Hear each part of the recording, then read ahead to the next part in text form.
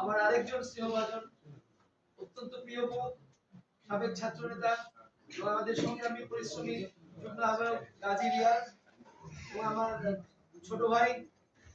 তুখোর বক্তা এবং সুবক্তা, যদি আজকে তার সুললিত কণ্ঠের বক্তব্য আমরা শুনতে পাচ্ছি না, হুমায়ুন কবির রওশন সহ উপস্থিত মিরপুর শাহলী দারুসালাম থানার আহ্বায়ক যুগ্ম আহ্বায়ক বৃন্দ এবং এর অন্তর্গত প্রতিটি ওয়ার্ডের সভাপতি ও সাধারণ সম্পাদক বৃন্দ ছাড়াও উপস্থিত নেতৃবৃন্দ, আসসালামু আলাইকুম। আপনারা জানেন যে আমাদের বিশেষ অতিথিবৃন্দ আসার আগে থেকেই আমরা খোলাখুলি ভাবে প্রতিটি ওয়ার্ডের নেতৃবৃন্দ তাদের মতামত প্রকাশ করেছে এবং অত্যন্ত প্রাণবন্ত ভাবেই কিন্তু আজকে আমাদের এই আলোচনাটা ছিল কিভাবে আমরা ফ্যাসিস্টদের অনুপ্রবেশকারী অর্থাৎ চর যাতে আমাদের দলে এসে বিভক্তি সৃষ্টি করতে না পারে এবং আমাদের আগামী যাকে আমরা ভাবি প্রধানমন্ত্রী বলি আমাদের ভারপ্রাপ্ত চেয়ারম্যান জনাব তারেক রহমান কিভাবে তার পরিকল্পনা অনুযায়ী আগামী সংসদ নির্বাচনে সুপরিকল্পিত ভাবে আমরা যাতে বিজয় লাভ করতে পারি সেই সব পরিকল্পনা যাতে বাস্তবায়ন করা যায় সেই উদ্দেশ্যে আজকে আপনারা খোলাখুলি ভাবে তাদেরকে চিহ্নিতকরণ সহ আপনাদের যে মতামত ছিল আমি আশা করি আমরা প্রতিটা নেতা কর্মী তা অনুধাবন করতে পারছি। এখানে নবায়নের উদ্দেশ্য হচ্ছে আমরা যারা আছি তারা তো নবায়ন করবো, এছাড়াও হাজার হাজার লক্ষ লক্ষ কর্মী এবং সেই কর্মীর মধ্যে যাতে কোনো অনুপ্রবেশকারী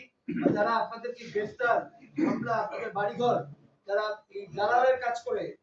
আপনাদেরকে নির্যাতন করেছিল যাতে তারা এসে আবার বিভাজন সৃষ্টি করতে না পারে। কারণ আপনারা সবাই জানেন 151টা আসন নিলেই কিন্তু সরকার গঠন হবে। তো আপনারা তো চান যে বাংলাদেশ জাতীয়তাবাদী দল বিএনপি আগামীতে সংখ্যাগরিষ্ঠ জনগণের ভোটে রাষ্ট্র পরিচালনার দায়িত্বে আবারও আসুক। আমরা চাই আমাদের অহংকার জনাব তারেক রহমান প্রধানমন্ত্রী হিসেবে শপথ নিয়ে বাংলাদেশকে একটি নতুন মাত্রায় এবং নতুন শিখরে নিয়ে যাবে। সেটার লক্ষ্য কিন্তু আপনাদেরকে শুধু এই মিরপুর আসন না, প্রতিটি জায়গায় আপনাদের যে যেখানে আছে আপনি বন্ধু বান্ধব আপনারা যদি বিজয় লাভ করতে পারেন তাহলেই কিন্তু আসবে যে আপনাদের সাথে জনগণের সম্পর্ক আছে, জনগণ দল হিসাবে আমাদেরকে মেনে নিচ্ছে। অতএব এটা আপনাদের এখন ইমান না, শুধু এতদিনের পরিশ্রমের কিন্তু ফসল আপনাদের এই আগামী পরীক্ষা। কেননা একজন সংসদ সদস্য থেকেই নির্বাচিত হবে একজন প্রধানমন্ত্রী। তো সেই লক্ষ্যে আমরা ধাপে ধাপে সুন্দর এবং সুনিপুণ ভাবে যাতে আমরা আমাদের কর্মশালাগুলো পরিচালনা করতে পারি তার প্রাথমিক অধ্যায় হচ্ছে এই নবায়ন প্রক্রিয়া বা সদস্য সংগ্রহ। আপনার এখানে সুস্পষ্ট ভাবে কিন্তু রাজা ভাই বলেছেন নিজ এলাকার ভোটার হতে হবে, আপনি অন্য এলাকার ভোটারকে কেন আনবেন? অতএব ভোটের মাঠে যাতে আপনার নিজ এলাকার নিজ ওয়ার্ডের মহল্লার ভোটার